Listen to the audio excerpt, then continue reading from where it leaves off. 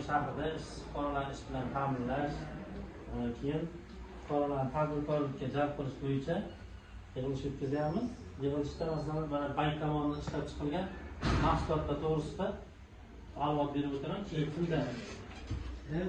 kunda savollar bo'ladigan bo'lsa, o'sha bo'yicha gaplashamiz.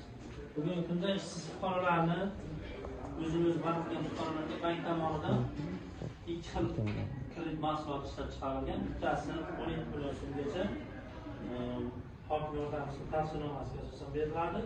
Yana bittasi 50 million so'm ham hokim yordamchisining tavsiyanomasiga asosan beriladi. 50 million so'mgacha ajratilganda 5 yil muddatga beriladi. 50% stavkasi 25%.